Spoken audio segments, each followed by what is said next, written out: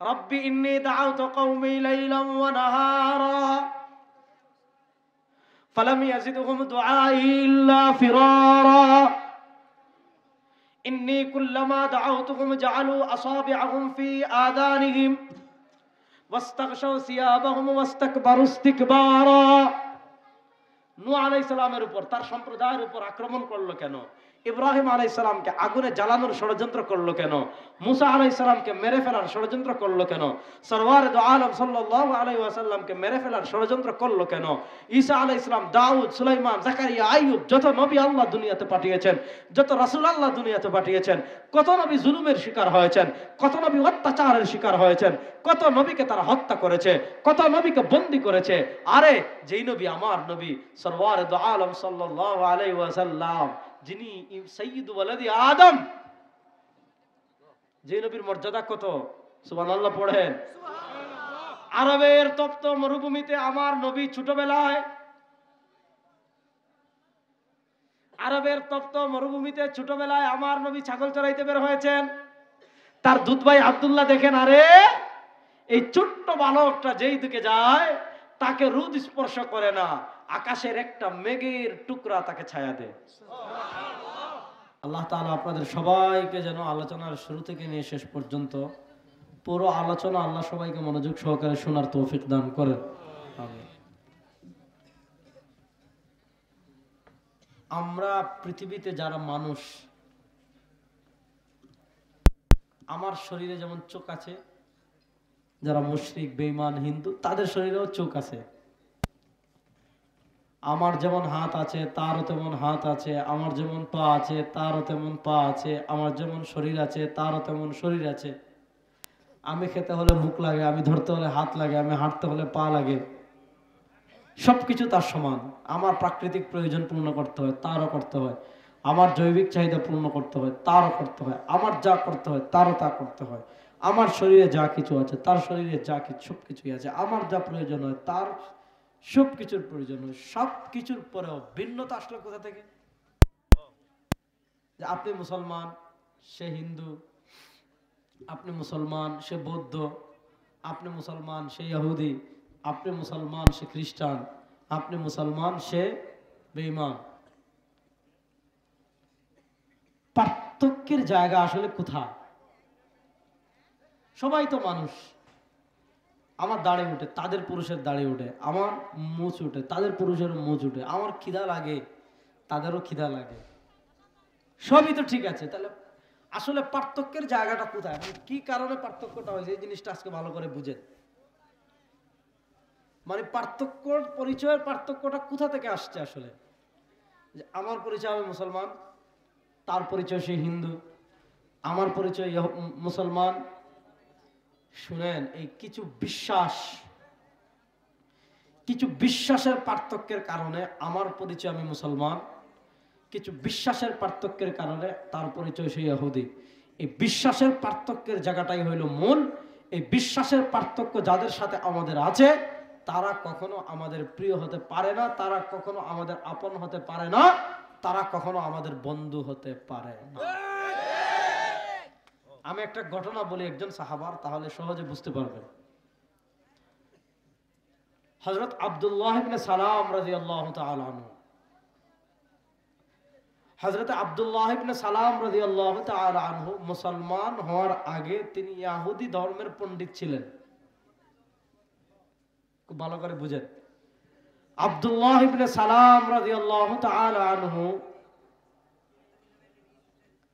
মুসলমান হওয়ার আগে হিন্দু ধর্মের আলেম ছিলেন, পণ্ডিত ব্যক্তিত্ব ছিলেন। এখন ঘটনা কি করছে জানেন? পূর্ববর্তী যত আসমানি কিতাব আল্লাহ দুনিয়াতে অবতীর্ণ করেছেন, পূর্ববর্তী যত আল্লাহ আসমানি কিতাব দিয়েছেন, সব আসমানি কিতাবে আমার নবীর প্রশংসা পাবেন, আমার নবীর গুণাবলী পাবেন, আমার নবীর নাম পাবেন, আমার নবীর সিফাত পাবেন। এটা তারা বিকৃত করে ফেলেছে। আমার কাছে কিতাবুল মুকাদ্দাস আছে, আমার কাছে তাওরাত আছে, আমার কাছে ইনজিল শরীফ, এগুলো সব আমার কাছে আছে। এগুলো তো বিকৃত করে ফেলেছে তারা। কিন্তু অরিজিনাল যেগুলো আছে মোটামুটি কম বিকৃত। ওখানে আপনি মুহাম্মাদের নাম পাবেন, তার প্রশংসা পাবেন, তিনি কোথায় আসবেন এটা পাবেন, তার অনুসারী কারা হবে সব পাবেন। আব্দুল্লাহ ইবনে সালাম রাদিয়াল্লাহু তাআলা আনহু তাওরাতে নবী করিম সাল্লাল্লাহু আলাইহি ওয়াসাল্লামের গুণাবলী পড়েছেন। আব্দুল্লাহ ইবনে সালাম রাদিয়াল্লাহু তাআলা আনহু তাওরাতে নবী করিম সাল্লাল্লাহু আলাইহি গুণাবলী পড়ার পর যখন নবী করিম সাল্লাল্লাহু মদিনায় হিজরত করেছেন, মদিনায় হিজরত করার পর তিনি চেক করলেন, পরীক্ষা করলেন। কেমনে পরীক্ষা করলেন তা বললাম না। আব্দুল্লাহ ইবনে সালাম রাদিয়াল্লাহু তাআলা আনহু পরীক্ষা করে দেখেন তাওরাতে সরওয়ারে দু আলম সাল্লাল্লাহু আলাইহি ওয়াসাল্লামের যত গুণাবলী বর্ণনা করা হয়েছে, তাওরাতে সরওয়ারে দু আলম সাল্লাল্লাহু আলাইহি ওয়াসাল্লামের যা বলা হয়েছে সব আমার নবীর সাথে মিলে যায়। এখন তিনি সিদ্ধান্ত নিলেন ইসলাম গ্রহণ করবেন। বালিশ দিয়ে নিচে বা কিছু একটা দিয়ে, এখন তিনি সিদ্ধান্ত নিলেন ইসলাম গ্রহণ করবেন। তিনি বলেন, ইয়া রাসূলুল্লাহ, আমি যেহেতু তাদের আলেম, তাদের নেতা, এখন আমি যদি গোপনে ইসলাম গ্রহণ করি অথবা এখান থেকে গিয়ে তাদের সামনে ঘোষণা করি আমি মুসলমান হয়েছি, তারা মনে করবে আপনি আমাকে প্রভাবিত করেছেন, জাদু করেছেন, এটা করেছেন, ওইটা করেছেন, বা টাকা দিয়েছেন, পয়সা দিয়েছেন, লোভ দিয়েছেন, এরকম কিছু দিয়ে আপনি আমাকে মুসলমান বানিয়েছেন।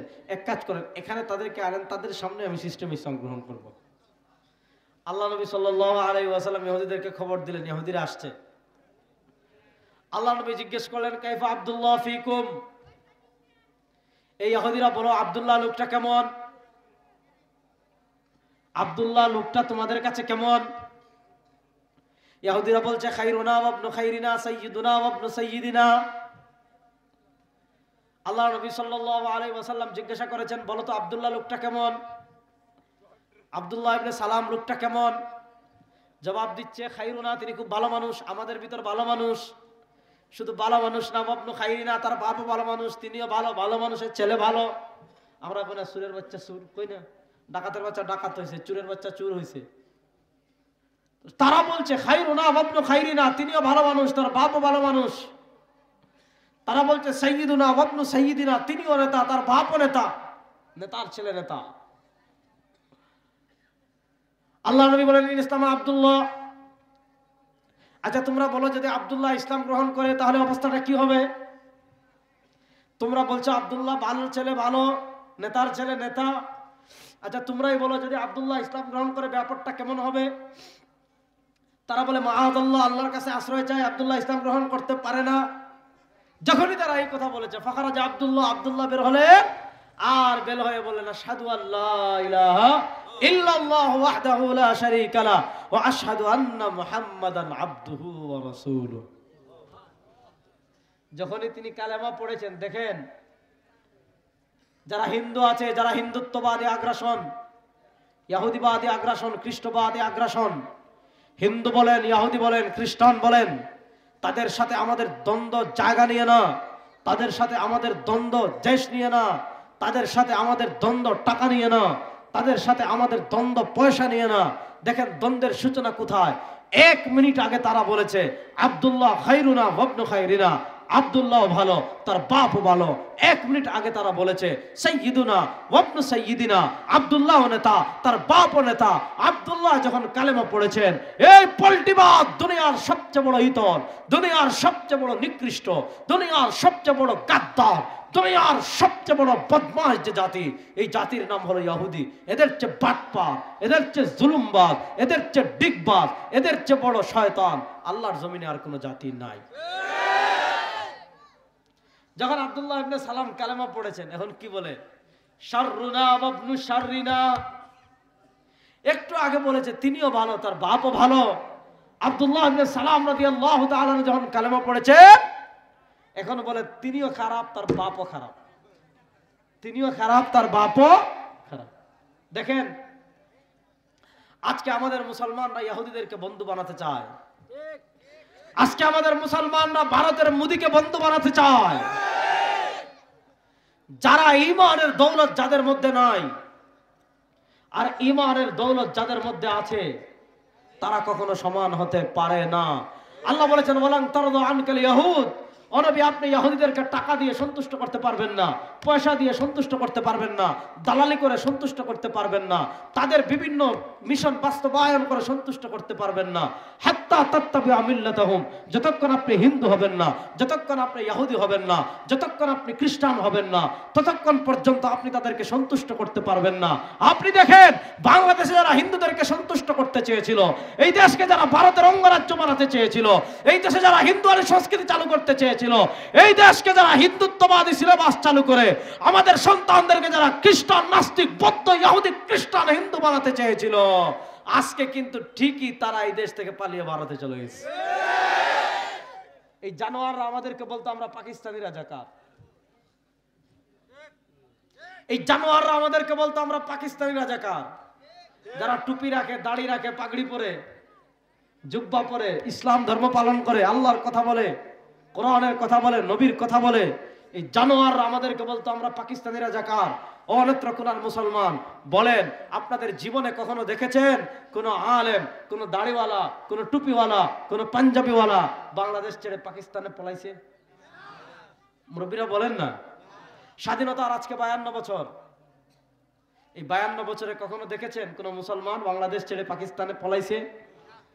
আমাদেরকে যারা পাকিস্তানি রাজাকার বলতো, দাড়ি, টুপি, পাঞ্জাবি, জুব্বাকে টিটকারি করে যারা দাড়ি, টুপি, পাঞ্জাবি ওয়ালাদেরকে পাকিস্তানি রাজাকার বলতো, 2024-এর জুলাই আগস্ট হয়ে পরিষ্কার হয়ে গিয়েছে আসলে এই দেশে পাকিস্তানি রাজাকার বলতে কিছু নাই। আমরা দেখেছি পাকিস্তান থেকে আমরা 52 বছর আগে স্বাধীন হয়ে গিয়েছি। এই বাংলাদেশে যারা ভারতীয় রাজাকার ছিল 2024-এর জুলাই আগস্টের গণঅভ্যুত্থানের পর ভারতীয় রাজাকাররা ভারতে পালিয়ে গিয়েছে।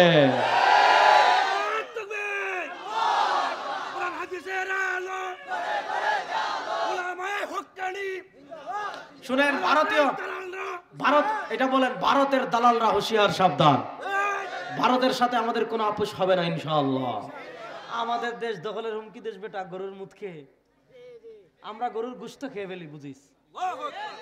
যারা গরুর মুখ খায় তারা ধুমবি দেখায়, যারা গরুর গোশত খায় তাদের, যারা গরুর গোবর খায় আর গরুর মুখ খায়, আর যারা গরুর গোশত খায় তারা সমান।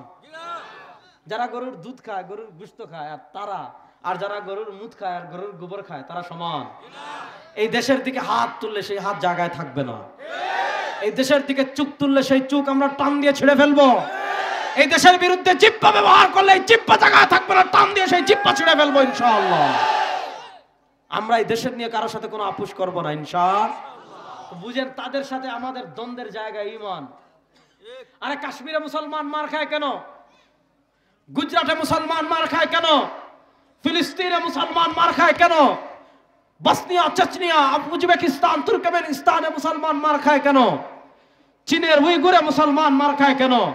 একমাত্র অপরাধ, তারা পড়েছে লা ইলাহা ইল্লাল্লাহ মুহাম্মাদুর রাসূলুল্লাহ।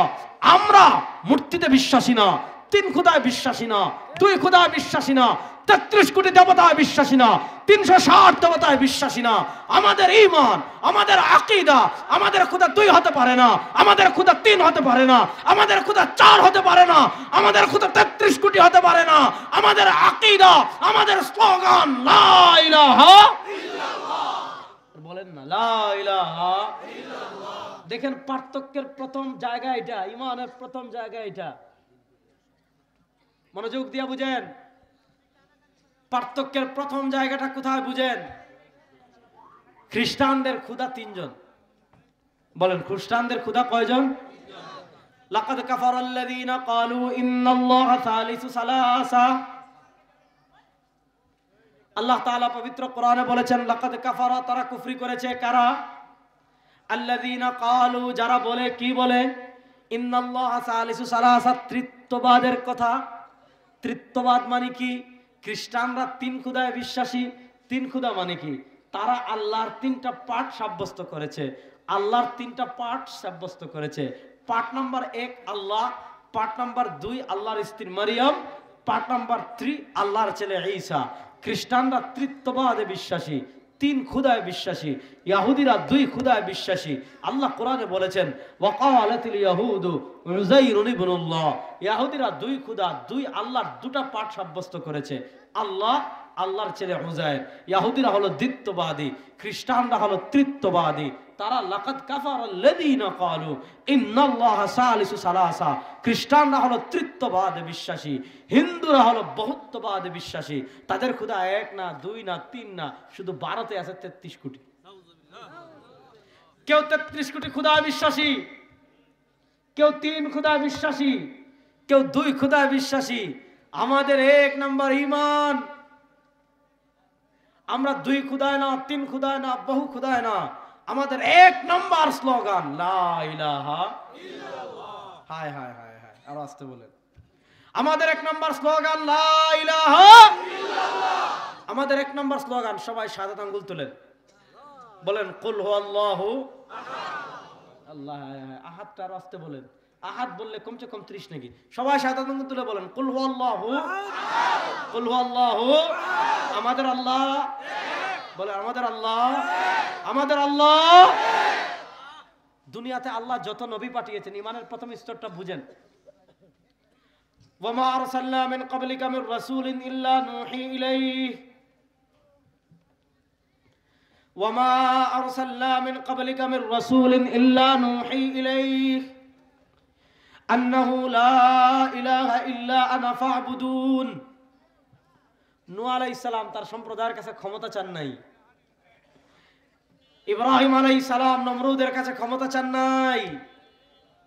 মুসা আলাইহিস সালাম ফিরআউনের কাছে ক্ষমতা চান নাই। সরওয়ারে দু আলম সাল্লাল্লাহু আলাইহি ওয়াসাল্লাম আবু জাহলের কাছে ক্ষমতা চান নাই। দেখেন, পৃথিবীর সংঘাতের মূল জায়গাটা বুঝেন। এই জায়গা থেকে মুসলমান আজকে সরে গেছে। আল্লাহ বলেছেন দুনিয়াতে একটা জিনিস খেয়াল করে রাখবেন, এই জমিনের মালিক কে? আপনারা কি সব লামাযহাবী? লামাযহাবীরা না কয় যে আল্লাহ জুড়ে কোয়া যাইব না। যদি লামাযহাবী কেউ হন আর আল্লাহ জুড়ে কোয়ার দলিল না পান, দলিল লাগে, রেজাউল করিম আপনার হাজির আসবেন, দলিল দিয়ে কবর দিয়ে দিব ইনশাআল্লাহ। ইনশাআল্লাহ বলেন ইনশাআল্লাহ। তাহলে বলেন আমাদের রব কে? আল্লাহ। জুড়ে বলেন আল্লাহ। দুনিয়াতে সার্বভৌমত্বের মালিক কে? আল্লাহ। এটা আমাদের আকীদা। এই কারো বাপ কি সার্বভৌমত্বের মালিক হতে পারে? না। সার্বভৌমত্ব মানে জমিন আসমান, এগুলোর মালিক করে বাপ হতে পারে না, কারণ নেতা হতে পারে না, কারণ লিডার হতে পারে না। আমাদের আকীদা সার্বভৌমত্বের মালিক একমাত্র আল্লাহ। বলেন সার্বভৌমত্বের মালিক একমাত্র আল্লাহ। এবার বলেন আপনাদের আকীদা যদি হয় সার্বভৌমত্বের মালিক একমাত্র আল্লাহ, তাহলে সার্বভৌমত্বের মালিক যদি আল্লাহ হন, আইন চলবে কার? আল্লাহ। আর আস্তে বলেন আল্লাহ। এই সার্বভৌমত্বের মালিক আল্লাহ। কুলিল্লাহুম্মা মালিকাল মুলক, রাজত্বের মালিক আল্লাহ, ক্ষমতার মালিক আল্লাহ, জমিনের মালিক আল্লাহ, আসমানের মালিক আল্লাহ, চন্দ্রের মালিক আল্লাহ, সূর্যের মালিক আল্লাহ, তারকার মালিক আল্লাহ, বৃষ্টি দেন আল্লাহ, রিজিক দেন আল্লাহ। আমাদের বিশ্বাস ইনিল হুকমু ইল্লা লিল্লাহ। এই বাংলাদেশে কারো বাপের আইন চলতে পারে না, আইন চলবে একমাত্র আল্লাহ। আইন চলবে একমাত্র কার? আল্লাহ। এতদিন এটা বলতে পারতো না হুজুররা, কারণ ধরলেই আয়না করে নিতে, এগুলো বললেই। কথাটা ভালো করে বুঝেন। আপনি আল্লাহর আইন বাস্তবায়ন করতে পারছেন না ভিন্ন কথা, মেহনত করবেন।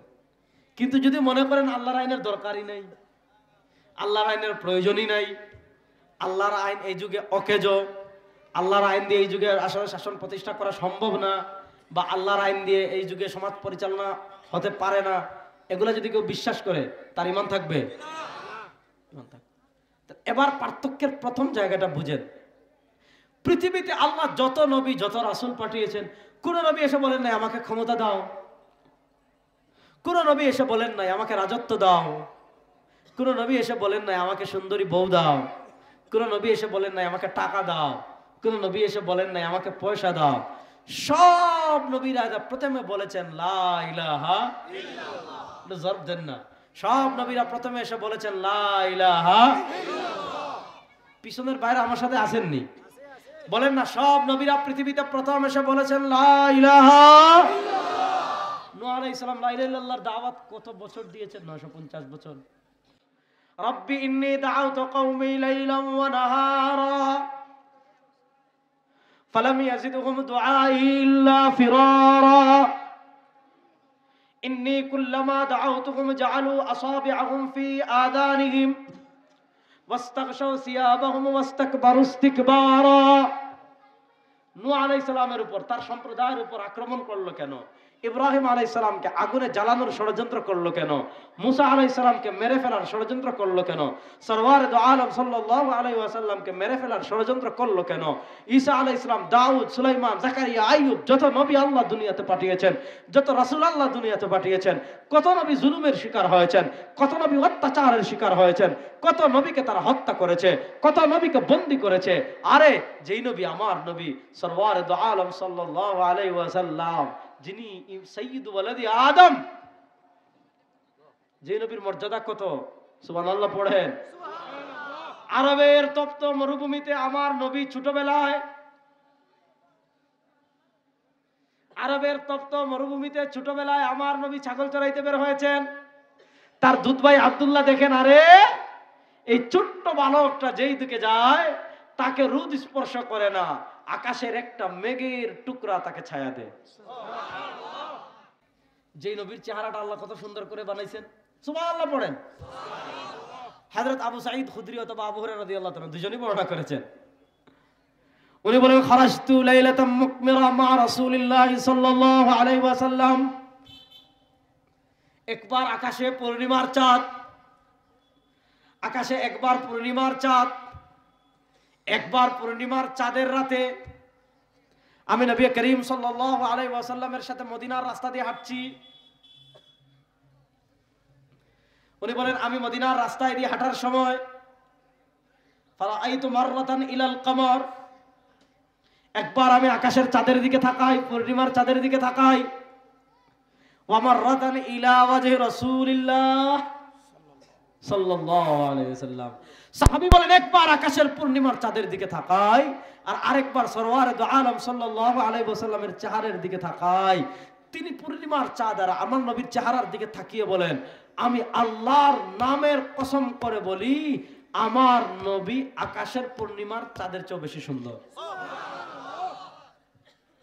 সেই নবী আরবের ক্ষমতা চান নাই, সেই নবী মক্কার ক্ষমতা চান নাই, সেই নবী মক্কার অস্ত্র চান নাই, টাকা চান নাই, পয়সা চান নাই, নেতৃত্ব চান নাই। তিনি কি বলেছিলেন? কুল ইয়া আইয়ুহান নাস, ওই মক্কার কাফেররা কেন লাতের পূজা করো? ওই মক্কার কাফেররা কেন মানাতের পূজা করো? এই মক্কার কাফেররা কেন হুবলের পূজা করো? এই মক্কার কাফেররা কেন উজ্জার পূজা করো? এই মক্কার কাফেররা কেন সূর্যের পূজা করো? এই মক্কার পূজারীরা কেন চন্দ্রের পূজা করো, আগুনের পূজা করো, পাথরের পূজা করো, খেজুরের পূজা করো? খেজুর গাছের পূজা করতো, গরুর লিঙ্গের পূজা করতো। আমার নবী কিচ্ছু বলেন নাই, এটা বলেন নাই যে আমাকে ক্ষমতা দাও। আমার নবী বলেছেন, ইয়া আইয়ুহান নাস কুলু লা ইলাহা ইল্লাল্লাহ। আরে হায় হায়, নরসিংদীর মুসলমান রে, জয় বাংলা তো এর চেয়ে জোরে কোন।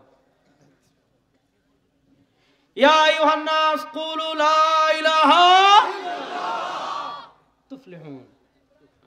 আল্লাহ নবী শুধু এতটুকু বলেছিলেন যে খুনো, রব আবু জেহেল হতে পারে না, রব মূর্তি হতে পারে না, রব চন্দ্র হতে পারে না, রব সূর্য হতে পারে না, রব খেজুর গাছ হতে পারে না, রব মানুষ হতে পারে না, রব গরু হতে পারে না, রব পাথর হতে পারে না, রব কবরওয়ালা হতে পারে না। রব একমাত্র কে? আল্লাহ। রব একমাত্র আল্লাহ। আমার নবী এই ঘোষণা দেওয়ার পর সব নবী দেখেন, যখনই কালেমার দাওয়াত দিয়েছেন, নবীদের প্রথম প্রতিপক্ষ হয়েছে রাষ্ট্রযন্ত্র। মুসা আলাইহিস সালামের কিচ্ছু ছিল না, ফেরাউনের সব ছিল, রাষ্ট্র ছিল, ক্ষমতা ছিল, অস্ত্র ছিল, সৈন্য ছিল। ইব্রাহিম আলাইহিস সালামের কিছু ছিল না, নমরুদের ক্ষমতা ছিল, অস্ত্র ছিল, রাষ্ট্র ছিল, সৈন্য ছিল। সরওয়ারে দু আলম সাল্লাল্লাহু আলাইহি ওয়াসাল্লামের কিচ্ছু ছিল না। আবু জাহেলের রাষ্ট্র ছিল, ক্ষমতা ছিল, অস্ত্র ছিল, সৈন্য ছিল। পৃথিবীর একটা সত্য দেখেন, যত নবী লা ইলাহা ইল্লাল্লাহর দাওয়াত দিয়েছেন, যত নবী গায়রুল্লাহর বিরোধিতা করেছেন, যত নবী আল্লাহর নবুয়তের ঘোষণা দিয়েছেন, তারা তো ক্ষমতা চাননি, কিন্তু যখনই গায়রুল্লাহর বিরুদ্ধে কথা বলেছেন, লা ইলাহা ইল্লাল্লাহর বিরুদ্ধে কথা বলেছেন, রাষ্ট্রযন্ত্র তাদের প্রতিপক্ষ হয়ে গিয়েছে। মুসা আলাইহিস সালামকে ফেরাউন চেয়েছিল অস্ত্র সৈন্য দিয়ে থামিয়ে দিবে, ইব্রাহিমকে নমরুদ চেয়েছিল অস্ত্র সৈন্য দিয়ে থামিয়ে দিবে, মুহাম্মদ সাল্লাল্লাহু আলাইহি ওয়াসাল্লামকে আবু জেহেল চেয়েছিল অস্ত্র সৈন্য দিয়ে থামিয়ে দিবে। ফেরাউন থেমে গিয়েছে, নমরুদ থেমে গিয়েছে, আবু জেহেল থেমে গিয়েছে, উতবা থেমে গিয়েছে, সাইবা থেমে গিয়েছে, মুগীরা থেমে গিয়েছে, উমাইয়া থেমে গিয়েছে। আল্লাহর মিশন কেউ থামাতে পারে নাই। বাংলাদেশে যারা মনে করবেন ক্ষমতা দিয়ে, অস্ত্র দিয়ে, ভারত দিয়ে, আমেরিকা দিয়ে, আর্মি দিয়ে, পুলিশ দিয়ে, বিডিআর দিয়ে, বিজেপি দিয়ে ইসলামকে থামিয়ে দিবেন, ইসলামের বাতিকে নিভিয়ে দিবেন, আপনারা ভারতে পালিয়ে যাবেন, ইসলাম থাকবে থাকবে থাকবে।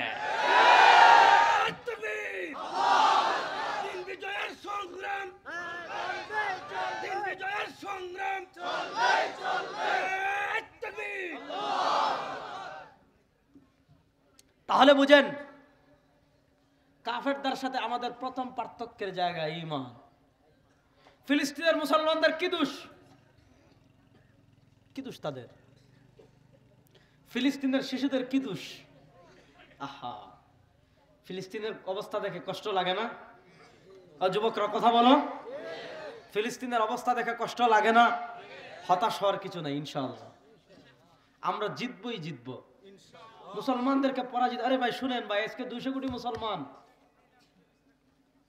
আজকে আমাদের এই অধঃপতনের মূল কারণ কোনটায় জানেন? আমাদের শাসক যেখানে যাদেরকে বসিয়েছে এগুলা সব নপুংসক এবং পাঁচটা দালাল। আমাদের বাংলাদেশে গত 15 বছর যারা ছিল এগুলা ভারতের পাঁচটা দালাল ছিল। এই ভারতের পাঁচটা দালালি করার কারণে এরা ভাগছে, ওই যে যার বিয়া তার খবর নাই, পাড়াপড়শির ঘুম নাই। আন্দোলন করে সংগ্রাম করে বাগাইলাম আমরা, মনে হইতেছে তাদের কান্না দেখে আর তাদের অবস্থা দেখে মনে হইতেছে যে মানে কলকাতার ভারতের যত সাংবাদিক আছে মনে হচ্ছে সবগুলা মলম বিক্রি করা, মানে শ্রীপুরের ট্যাবলেট যেভাবে বিক্রি করে এইভাবে বাংলাদেশের বিরোধিতা করা শুরু করে দিচ্ছে। বিরোধিতা করে চান্দ কিছু করতে পারবো না, কারণ তোমরা গরুর মুত খাও আর আমরা গরুর গোশত খাই, তোমরা গরুর গোবর খাও আমরা গরুর দুধ খাই, আর তোমরা করো মূর্তি পূজা আর আমরা বলি লা ইলাহা। আমরা দাসপথে দাঁড়িয়ে রামের স্লোগান দেই না, আমরা জয় শ্রীরাম বলি না, আমরা জয় বাংলা বলি না। মুসলমান রাজপথে দাঁড়িয়ে বলে আল্লাহু আকবার। আল্লাহু আকবারের স্লোগানের সামনে পৃথিবীর কোন পরাশক্তি দাঁড়াতে পারে নাই, ভারতও পারবে না ইনশাআল্লাহ।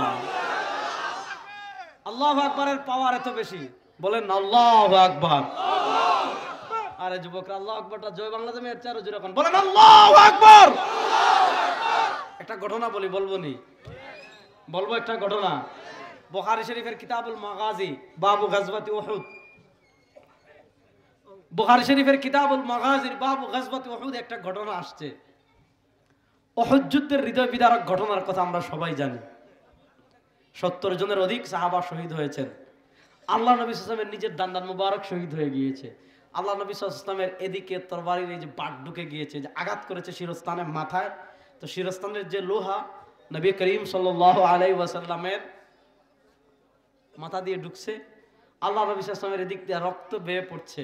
একজন সাহাবী ছিলেন হযরতে মালিক ইবনে সিনান রাদিয়াল্লাহু তাআলা আনহু।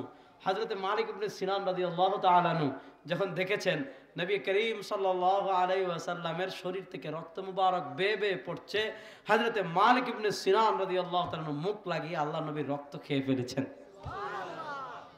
আল্লাহ নবী বলেন, ও মালিক ইবনে সিনান শুনো, আমার রক্ত খেয়েছো, আমার শরীরের একটা টুকরা তোমার শরীরে প্রবেশ করেছে, আল্লাহ তাআলা তোমার উপর জাহান্নামের আগুনকে হারাম করে দিয়েছেন। মনোযোগ, নবী করিম সাল্লাল্লাহু আলাইহি ওয়াসাল্লাম আহত হয়েছেন, 70-এর অধিক সাহাবী শহীদ বরণ করে শাহাদাত বরণ করেছেন। আল্লাহ নবী সাল্লাল্লাহু আলাইহি ওয়াসাল্লামের কলিজার টুকরা চাচা হযরতে হামজা রাদিয়াল্লাহু তাআলাকে অত্যন্ত নির্মম ভাবে, নিষ্ঠুর ভাবে শহীদ করা হয়েছে উহুদের ময়দানে। আল্লাহ নবী সাল্লাল্লাহু আলাইহি ওয়াসাল্লাম উহুদের একটা গর্তে আহত অবস্থায় আশ্রয় নিয়েছেন। সাহাবা একরাম তার সাথে আছেন, আবু বকর ওমর নেতৃস্থানীয় সাহাবারা আছেন। আবু সুফিয়ান রাদিয়াল্লাহু তাআলা তখনও তিনি মুসলমান হননি, তিনি তো মুসলমান হয়েছেন মক্কা বিজয়ের পরে, তুলাকা সাহাবী তিনি। তো যেই কথাটা আমি বলতে চাচ্ছি, আবু সুফিয়ান রাদিয়াল্লাহু তাআলা আনহু তখনও কাফেরদের নেতা, কাফেরদের সর্দার। তিনি যুদ্ধক্ষেত্রে এসে দেখছেন মুসলমানদের লাশ পড়ে আছে। তিনি যুদ্ধক্ষেত্রে এসে দেখছেন কোনো মুসলমান কোথাও নাই। তিনি ডাক দিচ্ছেন, আইনা মুহাম্মদ, একটু টিটকারি মারতেছেন, আইনা মুহাম্মদ,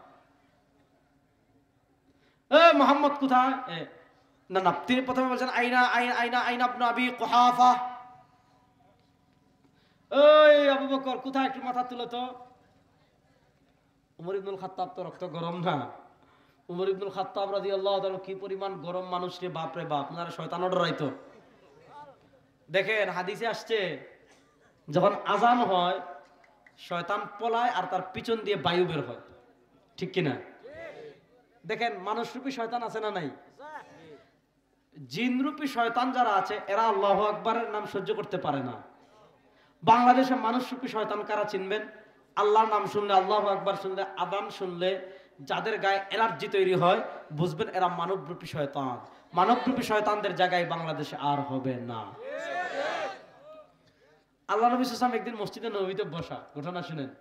বেলাল রাদিয়াল্লাহু তাআলা আযান দেওয়া শুরু করছেন, আল্লাহু আকবার আল্লাহু আকবার।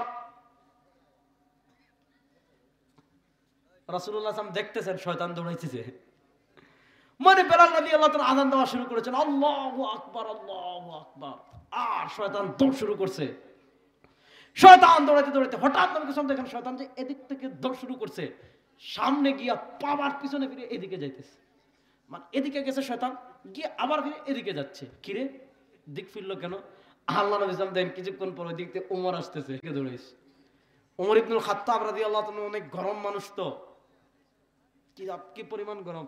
দেখেন সব সাহাবা একরাম হিজরত করছেন গোপনে, নবী করিম সাল্লাল্লাহু আলাইহি ওয়াসাল্লাম হিজরত করছেন গোপনে। হযরত ওমর ইবনুল খাত্তাব যখন হিজরত করবেন ঘোড়ায় উঠছেন, তরবারি নিছেন, কাবার পাশে দারুন নদ, Abu Jahl, Utba, Shaiba, Rabia, Mughira সব জায়গায় গিয়ে, আসসালামু আলাইকুম বস, মদিনা চলে যাচ্ছি, রাস্তায় পারলে আটকাইয়েন, সুবহানাল্লাহ পড়েন। ওমর ইবনুল খাত্তাব চলে গেছেন। ওমর ইবনুল খাত্তাবের সামনে দাঁড়াবে আরবে এমন কোন বাহাদুর ছিল না। ওই ওমরের উত্তরসূরিরা পৃথিবীতে আছে না নাই? সেই ওমরের উত্তরসূরিরা আজকে যদি ওমরি চেতনায় উজ্জীবিত হয়ে যায়, আফগানিস্তানের তালেবানরা ওমরি চেতনায় উজ্জীবিত হয়েছে, আমেরিকাকে নাকানি চুবানি খাইয়েছে, আরে বাংলাদেশের মুসলমান পরিষ্কার পয়গাম দিয়ে যায়, আজকে ওমরি চেতনা যদি আমাদের মাঝে থাকে, ভারত আমাদের একটা কেশাগ্রহ চিরতে পারবে না ইনশাআল্লাহ। উনি বলতেছেন, ওই আবু কুহাফা কোথায়, মাথা তুলো। ওমর তো দাঁড়াই যাচ্ছেন। আল্লাহ নবী ওমরকে বলেন, ওমর শান্ত। এরপরে বলে, আইনা ইবনুল খাত্তাব, ওই খাত্তাবের বেটা ওমর, অনেক বাহাদুরি দেখাইলি, কই মাথা বের কর। ওমর ইবনুল খাত্তাব রাদিয়াল্লাহু তাআলা তো দাঁড়িয়ে যাবেন। আল্লাহ নবী ওমরকে বলেন, ওমর শান্ত হ। এরপরে বলে, আইনা ইবনু মুহাম্মদ, আইনা আইনা আইনা মুহাম্মদ, ও মুহাম্মদ আজকে কোথায়, মাথা তুলেন। আল্লাহ নবী সাল্লাল্লাহু আলাইহি ওয়াসাল্লাম ওমরকে শান্ত করেন। এরপরে উনি কি বলতেছেন শুনেন। যখন তিনি দেখেছেন, আবু সুফিয়ান যখন দেখেছেন আবু বকরকে ডাকলাম জবাব নাই, ওমরকে ডাকলাম জবাব নাই, ওসমান মুহাম্মদ সাল্লামকে ডাকলাম জবাব নাই, তখন আবু সুফিয়ান কি বলেন, উলু হুবাল, উলু মানে জয়, হুবাল মানে হুবাল, যেমন আমরা বলি জয় বাংলা, তো উলু মানে জয়, উঁচু হোক, হুবাল মানে আরবের একটা পাহাড়ের একটা মূর্তি। তো তিনি তখন দেখেছেন, কিরে আবু বকরকে ডাকলেও জবাব নাই, ওমরকে ডাকলেও জবাব নাই, মুহাম্মদ সাল্লামকে ডাকলেও জবাব নাই। তিনি কি বলছেন, উলু হুবাল, হুবালের জয় হোক, জয় হুবাল। আর এই জমিনের মালিক হুবাল, নাউজুবিল্লাহ না, এই জমিনের মালিক কি হুবাল, উজ্জা, লাত, মানাত, জমিনের মালিক কে? যখনই তিনি প্রথম 3 ডাক দিয়েছেন, আল্লাহ নবী ওমর ইবনুল খাত্তাবকে বলেন জবাব দেওয়ার দরকার নাই। কিন্তু যখনই আবু সুফিয়ান বলেছেন ওয়ালু হুবাল, জয় হুবাল, হুবালের জয় হোক, হুবাল সবচেয়ে বড়, আল্লাহ নবী বলেন, ও ওমর এখন আর বসে থাকা যায় না, দাঁড়াও। ওমর দাঁড়িয়ে বলেন, আল্লাহু আকবার। আল্লাহু আকবারটা বড় আস্তে বললেন রে। একজন দাঁড়িয়ে একটা স্লোগান দেন দূরে দেখি, মাঝ থেকে একজন দাঁড়ান, এক যুবক দাঁড়ান।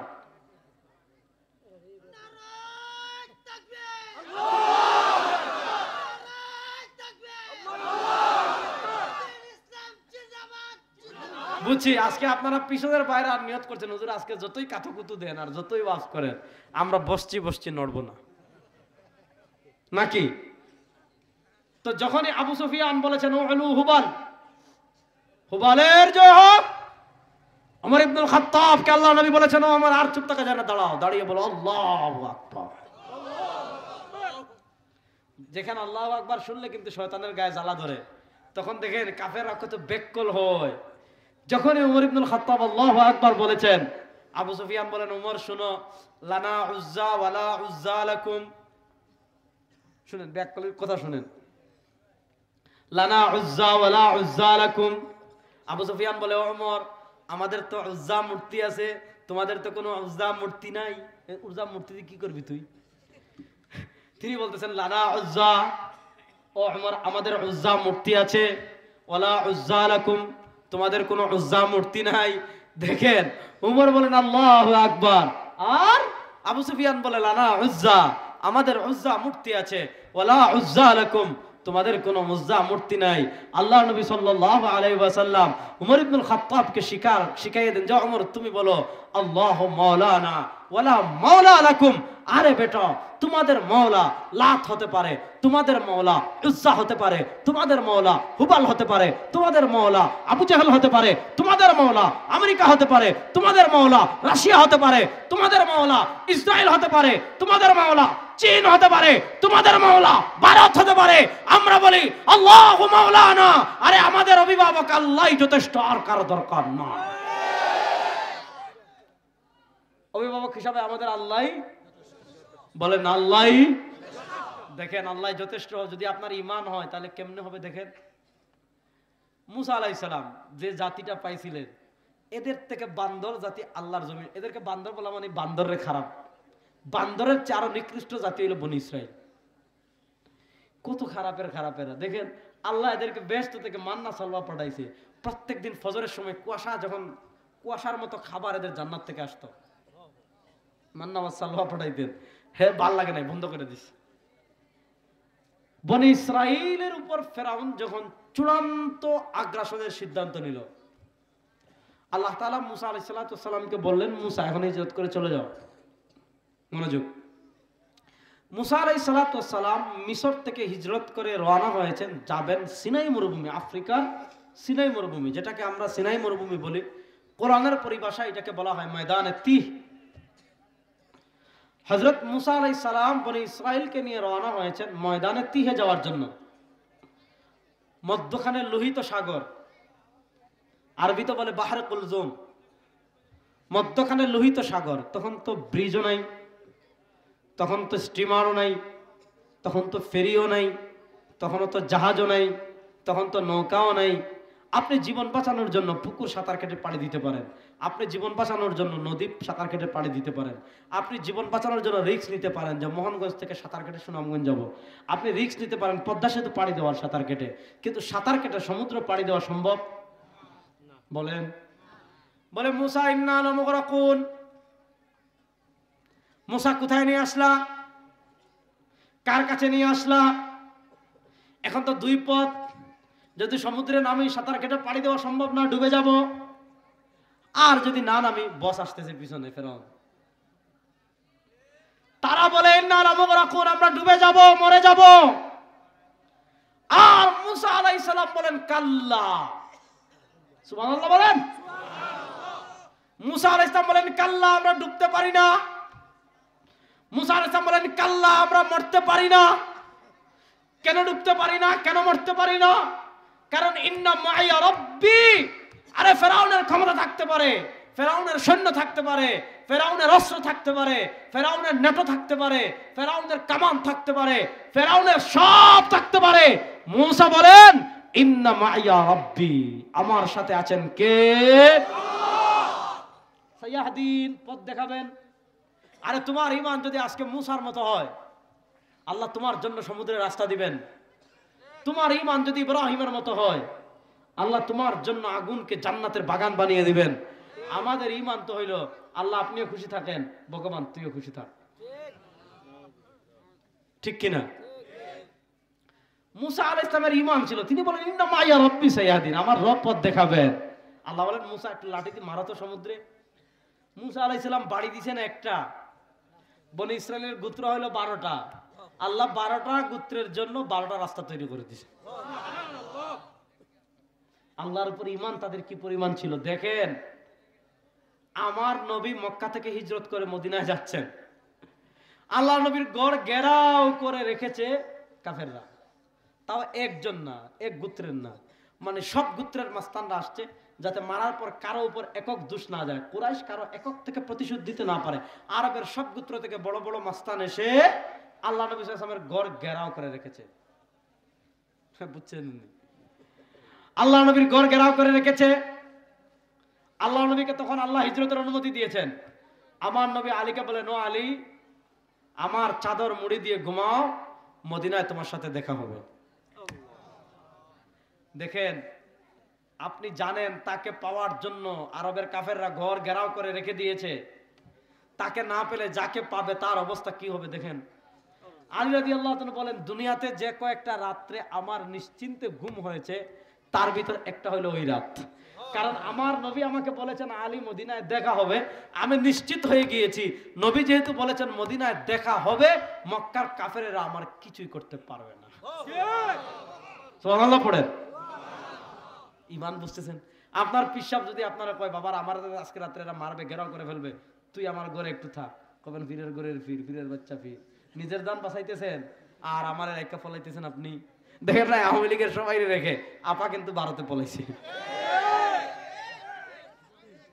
যে আপা পলাইছে সেই আপার কথায় আপনি আজকে ডোনাল্ড ট্রাম্পের ছবি নিয়ে নামতেছেন, সেই আপার কথায় আজকে আপনি হিন্দু লীগ হয়ে ফিরতেছেন, সেই আপার কথায় আপনি ডিক্সা লীগ হয়ে ফিরতেছেন। আপনার কি হায়া শরম লজ্জা কিচ্ছু নাই? আল্লাহ তাআলা আপনাকে হায়া দান করুন, আমিন বলেন। দেখেন, আল্লাহ নবী সাল্লাল্লাহু আলাইহি ওয়াসাল্লাম জানতেন, কথাটা বুঝেন, আল্লাহ নবী সাল্লাল্লাহু আলাইহি ওয়াসাল্লাম জানতেন যে তিনি যে মদিনায় যাবেন এটা সব কাফেররা জানে, মদিনার পথে তারা তালাশ করবে এটাও তিনি জানেন। এই জন্য দেখেন, মক্কা থেকে মদিনার পথ একদিকে, যুবকরা ভালো করে কথা বুঝো, মক্কা থেকে মদিনার পথ একদিকে আর গারে সওর কিন্তু আরেক দিকে, অর্থাৎ মদিনার ঠিক বিপরীত দিকে গারে সওর। আল্লাহ নবী সাল্লাল্লাহু আলাইহি ওয়াসাল্লাম জানেন যে তিনি যে মদিনার পথে যাচ্ছেন এটা কাফেররা সহজে বুঝে, কারণ সব সাহাবা একরাম হিজরত করে মদিনায় গিয়েছেন, তো তারা মদিনার পথে নবী করিম সাল্লাল্লাহু আলাইহি ওয়াসাল্লামকে তালাশ করতে পারে, মদিনার পথে নবী করিম সাল্লাল্লাহু আলাইহি ওয়াসাল্লামকে অনুসন্ধান করতে পারে। আল্লাহ নবী সাল্লাল্লাহু আলাইহি ওয়াসাল্লাম এটা জানেন, এজন্য তিনি কি করেছেন, এমন দিকে গিয়েছেন যেই দিক সাধারণ মদিনার পথ না। আপনি যদি এই ওয়াজ শেষ করে আমাকে আটকাতে চান তাহলে আপনি জানেন রেজাউল করিম মাদ্রাসা ওয়াজ শেষ করে ঢাকায় যাবে, ঢাকায় যাওয়ার যত পথ আছে সেই পথ আপনি আটকাবেন, তো তারাও জানে নবী করিম সাল্লাল্লাহু আলাইহি ওয়াসাল্লাম হিজরত করে মদিনায় যাবেন, মদিনায় যাওয়ার রাস্তায় তারা তালাশ করবে। এই জন্য নবী করিম সাল্লাল্লাহু আলাইহি ওয়াসাল্লাম এমন দিকে গিয়েছেন যে এই দিক মদিনার দিক না, উল্টা দিক গারে সওরে। কিন্তু ওই যে বালি মাটিতে পায়ের ছাপ থাকে, পায়ের ছাপ তালাশ করে করে করে করে করে করে করে করে গারে সওরের একদম উপরে চলে আসছে কাফেররা। আবু বকর তার নিজের জান নিয়ে চিন্তা করেন না, আরে আমরা তো স্লোগান দেই ইসলামের শত্রুরা হুঁশিয়ার সাবধান, আমরা সবাই রাসূল সেনা ভয় করি না, বুলেট বোমা, কিন্তু যখনই একটা টিয়ার শেল ফুটে আমরা কাউকে খুঁজে পাওয়া যায় না, ঠিক কি না? আবু বকর সিদ্দিক রাদিয়াল্লাহু তাআলা আনহু তার চিন্তা করেন না, তার জানের চিন্তা করেন না, তার তিনি বলেন ইয়া রাসূলুল্লাহ, আজকে যদি কাফেররা আপনাকে শহীদ করে ফেলে দুনিয়াতে মানুষকে জান্নাতের পথ দেখাবে কে? দুনিয়াতে মানুষদেরকে আলোর পথ দেখাবে কে? পৃথিবীর অন্ধকার দূর করবে কে? আবু বকর চিন্তা করেন কে বাঁচাবে, আজকে নবীকে কে বাঁচাবে? আমার নবীর ঈমান আল্লাহর প্রতি কি পরিমাণ ছিল। আমার নবী বলেন লা তাহজান, আবু বকর চিন্তা কইরো না, আবু বকর পেরেশান হয় না, ইন্নাল্লাহ মা'ানা, এখানে আমরা দুইজন না, আমাদের সাথে আরেকজন আছেন। আল্লাহ কেডায়? আল্লাহ। দেখেন আমার নবীর ইয়াকিন ছিল আল্লাহর উপর। 1 মিনিটের মধ্যে একটা কবুতর আসলো, জাল তৈরি করলো, ডিম দিল, মাকড়সা জাল তৈরি করলো। আপনি দূর থেকে গর্ত দেখতে যেখানে পাখির বাসা করা, পাখির ডিম আছে, আবার মাকড়সা এর জাল একদিনে হয় না, দেখলেই তো বুঝবেন। আর একটু আগে যদি মুহাম্মদ সাল্লাল্লাহু আলাইহি ওয়াসাল্লাম এখানে প্রবেশ করতো তাহলে তো পাখির বাসা থাকতো না, এখানে তো মাকড়সার জাল থাকতো না। শুনেন, আল্লাহর উপর আজকে আমাদের ঈমান দুর্বল, এজন্য আমাদের এই অবস্থা। আফগানিস্তানের মুজাহিদদের দিকে তাকান, আল্লাহর উপর তাদের ঈমান দৃঢ় বলে আমেরিকাকে ছিন্ন ভিন্ন করে দিছে। আর আমরা ভারতরে ডরাই, ওরে বাপরে বাপ, শেখ হাসিনারে ডরাই। আরে জয় বের হন, দেখেন না কি করছে মানুষ। 5 আগস্ট কিচ্ছু নাই, অস্ত্র নাই, ক্ষমতা নাই, তেনা তেনা করে ফেলছে না সব। চূড়ান্ত বিপ্লবের প্রস্তুতি নেন যুবকরা। এদেশে চূড়ান্ত বিপ্লব হবে, ইসলামের বিপ্লব ইনশাআল্লাহ। বড় আস্তে ইনশাআল্লাহ বললেন। এদেশে চূড়ান্ত বিপ্লব হবে, ইসলামের বিপ্লব ইনশাআল্লাহ। ইসলামের বিজয়কে বাংলাদেশে কেউ ঠেকাতে পারবে না ইনশাআল্লাহ। তাহলে আমি এই কথা বলে শেষ করছি, ভালো করে বুঝেন। কাফেরদের সাথে আমাদের পার্থক্যের প্রথম জায়গা ঈমান। আর আজকে এই ঈমান সম্পর্কে আমরা সবচেয়ে বেখবর, ঈমান সম্পর্কে আমরা সবচেয়ে উদাসীন। যে আয়াত পড়েছে, আয়াতের একটু ব্যাখ্যা করে শেষ করছি। আল্লাহ বলেন, মদিনার একদল মুনাফিক ছিল। আল্লাহ মুনাফিকদের চরিত্র কোরআনে বর্ণনা করছেন। ওয়া মিনান নাসি মান ইয়াকুলু আমান্না বিল্লাহ। মানুষদের ভিতর একদল মানুষ আছে, মান ইয়াকুলু, যারা বলে আমান্না বিল্লাহ, আমরা ঈমান আনলাম আল্লাহর উপর। যারা বলে ওয়াবিল ইয়াউমিল আখির, আমরা ঈমান আনলাম আখিরাতের দিনের উপর। আল্লাহ বলেন ওয়া মা হুম বিমুমিনিন, তারা যত আল্লাহর উপর ঈমানের কথা বলুক, তারা যত আখিরাতের দিনের উপর ঈমানের কথা বলুক, এরা ঈমানদার না, এরা মুনাফিক। তাহলে ঈমানদার তো না তারা, কিন্তু তারা মুখে তো বলে ঈমানের কথা। ঈমানদার তো তারা না, তারা মুখে আল্লাহর উপর ঈমানের কথা বলে। ঈমানদার তারা না, তারা মুখে আখিরাতের দিনের উপর ঈমানের কথা বলে। এবার প্রশ্ন হলো, তাদের ঈমান আসল না বেজালটা যাচাই করবেন কেমনে? আল্লাহ তাআলা মাপকাঠি দিচ্ছেন। ঈমানের ভিতর আসল এবং বেজাল পার্থক্যকারী, ঈমানের ভিতর আসল এবং জাল পার্থক্যকারীর মাপকাঠি আল্লাহ দিচ্ছেন। যে তারা তো বলে, আমি দেখেন টাকা আসল না বেজাল আছে, জাল টাকা আছে না আমাদের দেশে? ও আপনাদের নরসিংদীতে, আপনাদের নেত্রকোনায় তো মনে হয় জাল টাকা নাই। জাল টাকা আছে না নাই? কিন্তু আপনি জাল টাকা আপনি না ধরতে পারেন, আমি না ধরতে পারি, কিন্তু ব্যাংকে যখন আপনি জমা দিবেন, মেশিনে যখন টাকা ফেলে, টাকা আসল না জাল পার্থক্য করা যায় কি যায় না? যায়। টাকা আসল না জাল পার্থক্য করা যায়। স্বর্ণ আসল না জাল পার্থক্য করা যায়। ঈমান আসল না জাল পার্থক্য করবেন কেমনে? ঈমান আসল না জাল মাপকাঠি কোন পাল্লা দিয়ে আপনি মাপবেন? কোন পাল্লা দিয়ে ঈমান আসল না বেজাল যাচাই করবেন? আল্লাহ ঈমান আর ঈমান আসল না বেজাল যাচাই করার মাপকাঠি আল্লাহ কোরআনে দিয়েছেন। আমিনু কামা আমানান নাস, আয় আমিনু কামা আমানা আসহাবু মুহাম্মাদিন সাল্লাল্লাহু আলাইহি ওয়াসাল্লাম। আল্লাহ বলেন ঈমান আনো কার মতো? যেভাবে ঈমান এনেছেন নবী করিমের সাহাবায়ে কেরাম। অর্থাৎ সাহাবায়ে কেরামের ঈমানের সাথে যদি ঈমান মিলে, সাহাবায়ে কেরামের আদর্শের সাথে যদি আদর্শ মিলে, সাহাবায়ে কেরামের আকীদার সাথে যদি আকীদা মিলে, আপনার ঈমান ঠিক আছে। সাহাবায়ে কেরামের ঈমানের সাথে ঈমান না মিলল, সাহাবায়ে কেরামের আদর্শের সাথে আদর্শ না মিলল, সাহাবায়ে কেরামের আকীদার সাথে আকীদা না মিলল, আপনার ঈমান না, এটার নাম মুনাফিক। একটা প্রশ্নের জবাব দিয়ে শেষ করি। মুফতি আরিফ জব্বার কাসমি সব চলে আসছেন, অনেক সুন্দর বয়ান করবেন। আল্লাহ ঈমানের ক্ষেত্রে হক বাতিলের পার্থক্য সৃষ্টি করার জন্য বানিয়েছেন সাহাবায়ে কেরামকে। আমিনু কামা আমানান নাস, ঈমান আনো যেভাবে ঈমান এনেছেন সাহাবায়ে কেরাম। কেন? ঈমান মানে কি? ঈমান মানে না দেখে বিশ্বাস করা। না দেখে বিশ্বাস, তার নাম ঈমান। বলেন, না দেখে বিশ্বাস, তার নাম ঈমান। আমাদের রব কে? আল্লাহ। রাষ্ট্রগণ, আমাদের রব কে? আল্লাহ। দেখেছেন নি জীবনে? এটার নাম ঈমান। আমরা জান্নাত বিশ্বাস করি কি করি না? দেখেছেন? জাহান্নাম বিশ্বাস করি কি করি না? না দেখে বিশ্বাস, তার নাম ঈমান। আমাদের নবী ইসলামের ঈমানটা একটা পর্যায়ে মুশাহাদার পর্যায়ে চলে গিয়েছিল। আল্লাহ নবী জান্নাত বিশ্বাস করেছেন দেখে, আল্লাহ নবী জাহান্নাম বিশ্বাস করেছেন দেখে, আল্লাহ নবী ফেরেশতা বিশ্বাস করেছেন দেখে, আল্লাহ নবী পুলসিরাত বিশ্বাস করেছেন দেখে। তো দেখে বিশ্বাস, না দেখে বিশ্বাস সমান না।